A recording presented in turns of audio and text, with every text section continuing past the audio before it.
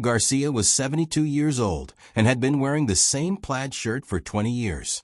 That Tuesday morning, he walked into Madrid's most luxurious BMW dealership, wearing his worn straw hat and dirt-stained shoes, looking to buy a car for his granddaughter, who was graduating.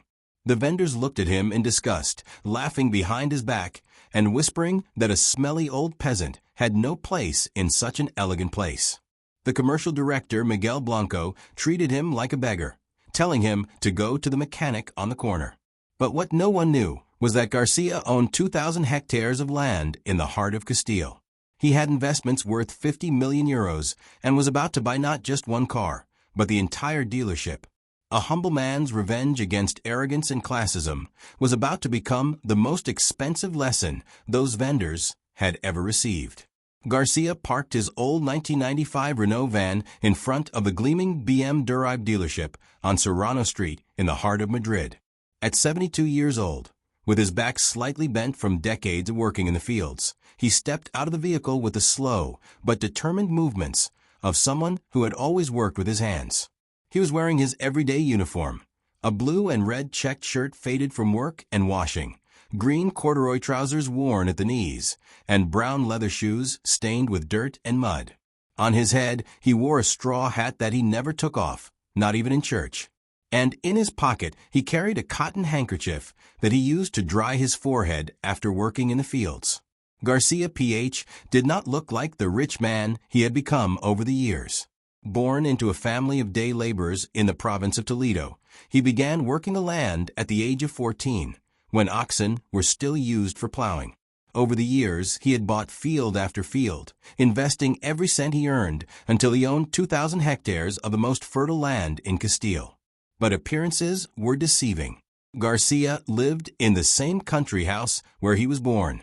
He had been driving the same van for 20 years and dressed the same way he always had. He had never needed to boast about his wealth. He used the money to buy more land, to invest in government bonds, to save something for his grandchildren. That day, he had come to the dealership for a special reason. His granddaughter Carmen, daughter of his son who died in an accident 10 years earlier, was about to graduate in medicine at Complutense University. Garcia wanted to give him a new car, something safe and reliable to start his career. When he opened the glass door of the dealership, a blast of air conditioning hit him. The atmosphere was luxurious, with polished marble floors, splendid cars under LED lights, and salespeople in elegant suits talking to wealthy-looking customers. Cosi suddenly felt out of place, but he was not intimidated. He approached the reception desk, where a young blonde woman in a black business suit was organizing brochures. When she looked up and saw him, her professional smile immediately vanished. The receptionist looked Garcia up and down with ill-disguised disgust. The dirty shoes, the worn clothes, the full smell of earth that it gave off. He discreetly covered his nose with his hand and stepped back slightly. Without saying a word, he picked up the internal phone and called security. Garcia P.H. heard her whispered words. "There's a strange guy here in front. I don't know if he's a customer or a beggar." The salespeople who were talking near a BMW 7 Series started laughing when they saw Garcia Miguel Blanco, the sales director, a man in his 40s with an impeccable appearance, approaching them with an annoyed air. Miguel looked at Garcia with obvious annoyance. He told him abruptly that this was not a Caritas, and that if he was looking for alms, he should go elsewhere. The dealership catered to real customers, not bums littering the ground. Garcia remained silent for a few seconds, accustomed to judging people by their character, not their appearance. Then, in a calm but firm voice, he explained that he wanted to buy a car for his granddaughter, who was graduating. Miguel's laugh was loud and cruel. He turned to his companions and commented loudly that the farmer wanted to buy a BMW. Perhaps he had confused the place with the second-hand market. Other vendors approached, attracted by the scene. They started making derogatory comments about Garcia's clothes, his smell, his inappropriate presence in such an elegant place. Someone suggested calling the police to keep the intruder away. Garcia listened to everything in silence, with the patience he had learned in 70 years of life. He didn't get angry, he didn't raise his voice, he didn't justify himself. He simply memorized every face, every name, every word of contempt. When Miguel told him to leave and never come back, Garcia nodded politely. He headed toward the exit with the same dignity with which he had entered, while behind him the laughter and comments continued. But before leaving, he turned around one last time. He looked Miguel straight in the eyes and said something that no one took seriously. "We'll see you very soon, Mr. Blanco." That phrase, uttered with an enigmatic smile, would remain etched in Miguel's mind for days to come. Little did he know that the most devastating week of his career was about to begin. Garcia returned to his van calmly, but something inside him had changed. In 70 years of life, I had never suffered such gratuitous and public humiliation. Not because of himself he was accustomed to prejudices about his appearance, but because of the principle. No one should be treated like this, regardless of what clothes they wear or how much money they have. During the return trip to his farm in Toledo, Garcia began to reflect. He was not a vengeful man by nature, but he believed deeply in justice. He had always taught his grandchildren that actions have consequences and that arrogance should always be punished. Once home, instead of going to the fields as he did every day, he headed to the office. It was a small, Spartan room with a worn wooden desk, an old leather armchair, and a few shelves filled with documents. But on that desk was something that would have surprised anyone: a modern computer and a fast internet connection. Coase, despite appearances, was much more modern than it seemed. He had learned to use a computer to manage his investments and follow the financial markets. He subscribed to several online financial publications and even had an account at a Swiss investment bank. He opened his computer and began searching for information about the BMW dealership on Serrano Street. He discovered that it was called Prestigio Motors and was owned by a Madrid-based holding company. He found the balance sheets for the past few years, the names of the directors. The financial situation and what he discovered interested him greatly. The dealership was going through a difficult period. Income had been declining for 3 years. They had accumulated significant debts with parent company BMW, and the holding company was looking for a buyer. Coase smiled. His fortune was not only due to his work in the fields. Over the years, he had demonstrated an exceptional nose for investments. He had bought land when it was cheap, and now it was worth a fortune. He had invested in shares of agricultural companies that had subsequently taken off. He had even funded some tech startups that had turned out to be very profitable. His assets amounted to approximately 50 million euros, distributed among land, investments, and bank cash. For a man who still lived in the house where he was born and drove a 20-year-old van, it was an astronomical figure. Garcia called his financial advisor, Dr. Esteban Martinez, one of the best accountants in Madrid, and asked him to find out as much information as possible about Prestigio Motors and the holding company that owned it. 2 days later, Martinez called him with a detailed report. The situation was even worse than Garcia had imagined. The dealership had losses of 2 million euros in the last 2 years. He owed BMW 3.5 million for unsold cars and had liquidity problems that were leading him towards bankruptcy. The holding company was willing to sell for 8 million euros, a figure that included the brand, the location, and the balance of debts. It was a bargain, considering that the dealership, if well managed, could be worth at least 15 million. Garcia asked Martinez to prepare a purchase offer, but with some specific conditions. He wanted the purchase to remain secret until the moment of signing and wanted to keep all current employees for at least 6 months, except for commercial director Miguel Blanco. Martinez, accustomed to the antics of his richest client, asked no questions. He simply prepared the necessary documentation and discreetly contacted the sellers. Meanwhile, Garcia continued his normal life.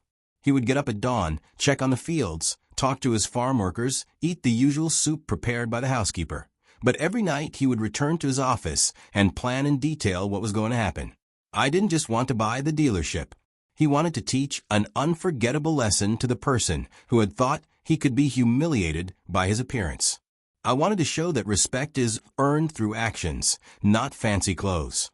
A week after his visit to the dealership, Garcia received the call he had been waiting for. The owners of Prestigio Motors accepted his offer. The purchase could be completed in 3 days. Garcia smiled as he looked out the window at his wheat fields waving in the wind. Soon, Miguel Blanco and his colleagues would discover who that humble peasant they had treated like a beggar really was. The best revenge is always served cold, and Garcia PH had had all the time to prepare it perfectly. The following Monday morning, Garcia showed up at the dealership accompanied by Dr. Martinez, his financial advisor. This time he was wearing a decent suit and had a briefcase full of legal documents with him. They walked confidently in as vendors watched them from their shop windows. The receptionist recognized Garcia, but seemed confused by his presence next to a clearly important man. Miguel Blanco emerged from his office, recognizing the farmer from the previous week when Martinez stepped forward, introducing himself as the legal representative of the new owner of Prestigio Motors. The silence that followed was deafening. Martinez pulled out the ownership documents, announcing that Garcia was now the sole owner of the dealership. Miguel paled in disbelief, as the other vendors whispered in amazement. Garcia spoke in a calm but firm voice, reminding Miguel of the derogatory words used the previous week. There had been no misunderstanding. He had been treated badly only because of his appearance, judged by his clothes and not by his person. He then addressed all the employees, explaining that he had bought the dealership to teach an important lesson. Respect is based on values, not appearance. Everyone would keep their jobs, except for Miguel Blanco, who was fired for inappropriate behavior. Miguel protested furiously, but Martinez showed him the contract that allowed the new ownership to reorganize the staff. While packing up his things, Miguel threatened that a farmer couldn't manage a luxury car dealership.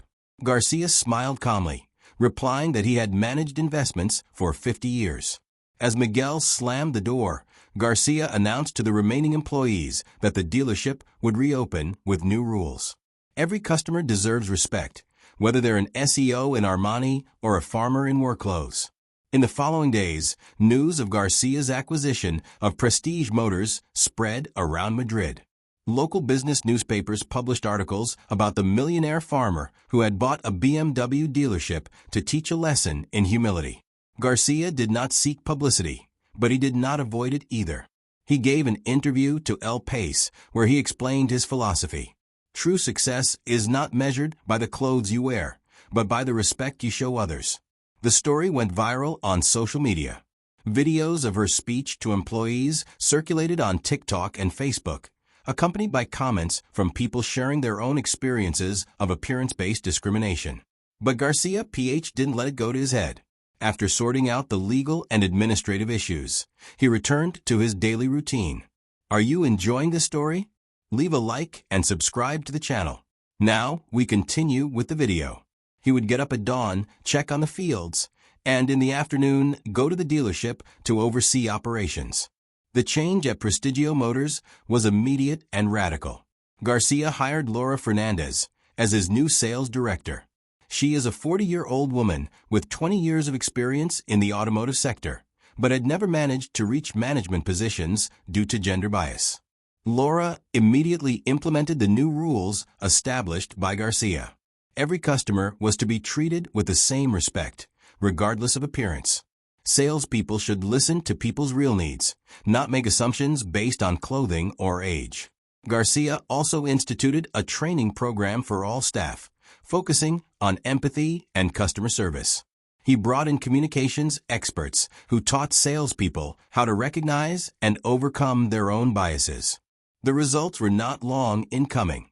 In the first month under new management, sales increased by 40%.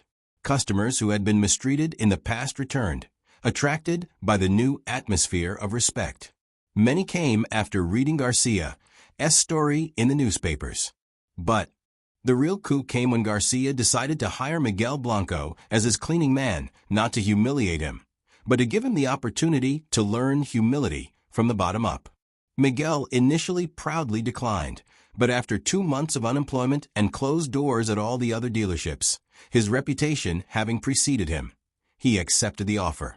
Working as a cleaner was a very hard lesson for Miguel. I had to arrive before everyone else, clean the offices, wash the cars on display, empty the trash cans.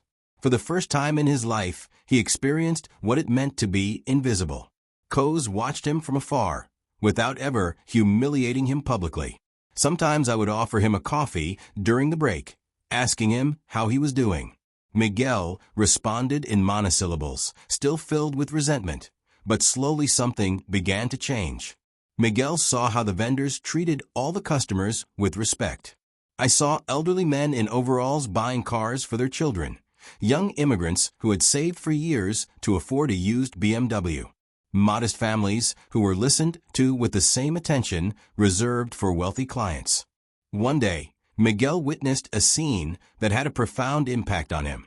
A woman in her 50s, dressed simply and clearly struggling financially, came in asking for information about a used car for her disabled son.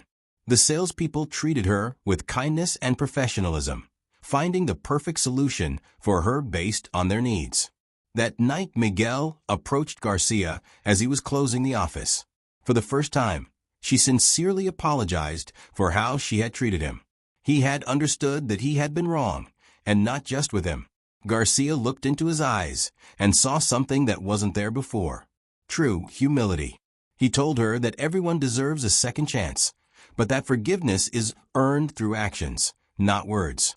From that day on, Miguel began to work with a different attitude. He continued to be the cleaning man, but with dignity and pride. He greeted every customer who came in regardless of their appearance. He had transformed from an arrogant snob into a respectful person. 6 months after the acquisition, Garcia again offered Miguel a position as a salesman, but Miguel refused.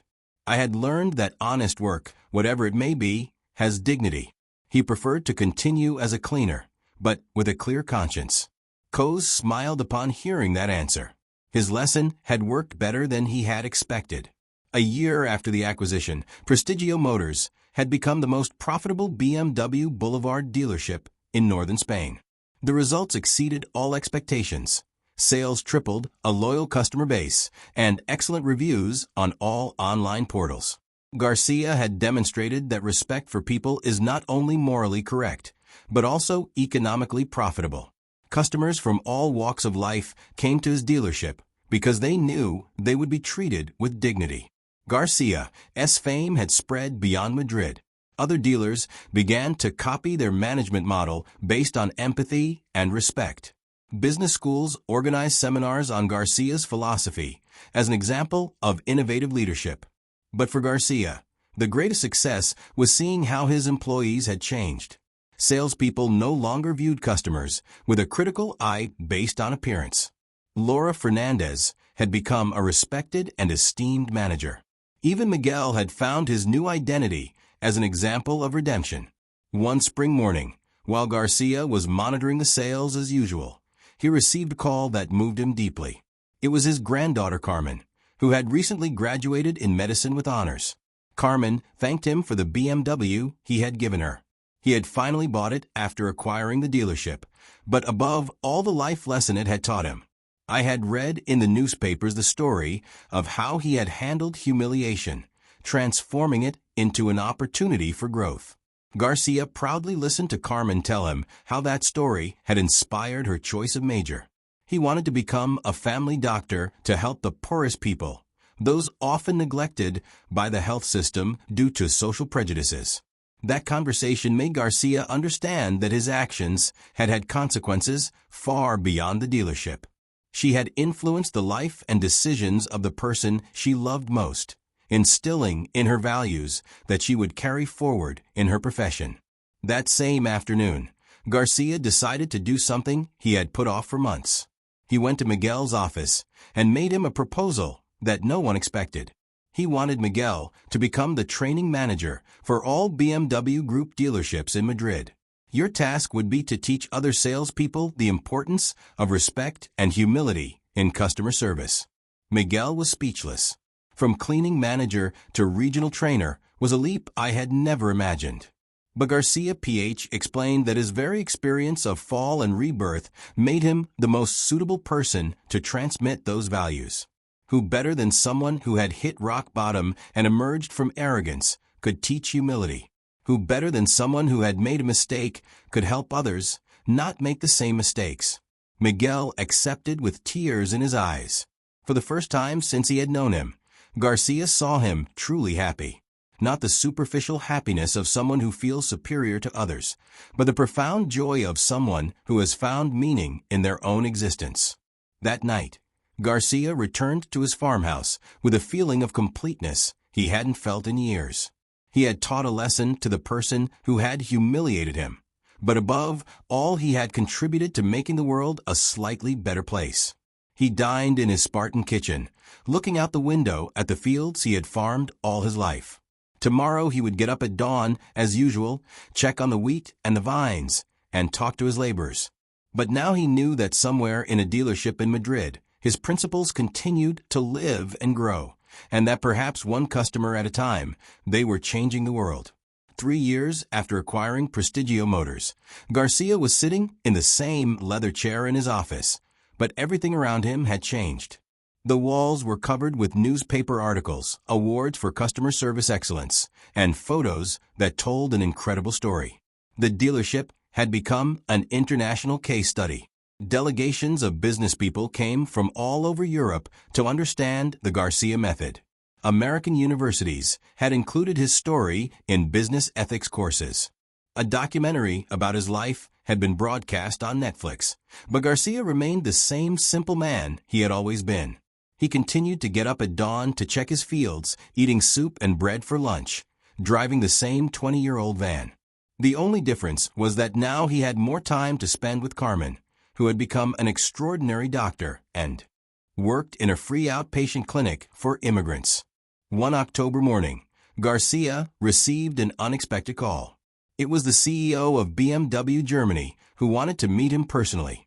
The German automotive giant was so impressed by Prestigio Motors' results that it wanted to expand the Garcia method across Europe.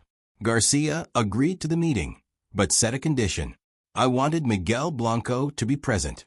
The arrogant former manager had become his right-hand man and now ran a training program that had already transformed 40 dealerships across Spain. The meeting was held at Garcia's farmhouse, not the elegant Madrid offices the CEO had expected. When the important German executive arrived in his armored Mercedes, he found Garcia watering the tomatoes in the garden, dressed in his usual plaid shirt. During lunch prepared by the housekeeper with farm produce, Garcia shared his philosophy with the CEO, that success is not measured solely by profits, but by the ability to improve the people you work with. A company that respects everyone, customers and employees, is destined to prosper in the long run. The CEO was fascinated not only by the numbers. Prestigio Motors had the highest profit margins in Europe, but not least because of the human transformation that Garcia had managed to achieve. Miguel told his personal story of how humiliation and forgiveness had made him a better person. BMW decided to invest 50 million euros to expand Garcia's program throughout Europe. But he set precise conditions. The training courses were to be free for all dealers, and a portion of the profits were to be allocated to assistance programs for families in need. When the SEO agreed to all the conditions, Garcia smiled with that simplicity that had always characterized him. He wasn't interested in the extra money that would come his way. He was happy to know that his lesson in humility would reach thousands of people across Europe. That night, after the CEO left, Garcia and Miguel sat on the porch of the farmhouse, watching the sunset over the fields. They talked about the future, about projects to spread their message, about the lives they could change. Miguel confessed to Garcia that 3 years ago he would never have imagined being so happy. He had lost his job, his arrogance, and his misguided pride, but he had gained something infinitely more precious: peace with himself and the respect of others. Garcia nodded wisely. He told her that true wealth is not in the money you accumulate, but in the people you make better. He had always known he was rich, even when he lived on little, because he had always treated everyone with dignity. As the stars appeared in the Castilian October sky, Garcia reflected on the incredible journey that had brought him there, from humiliation at a dealership to a business model studied around the world, from a moment of rage to a revolution based on humility. The next morning he would rise at dawn as usual, check on the wheat ready for harvest, and greet his laborers by calling them by name. Then he would go to the dealership to see how the work was going, always dressed in his plaid shirt and straw hat, because Garcia had learned the most important lesson of all. No matter how successful you become, never forget who you really are. And he was and always would remain a peasant who believed in the value of every person. His legacy wasn't millions of euros, dealerships, or awards.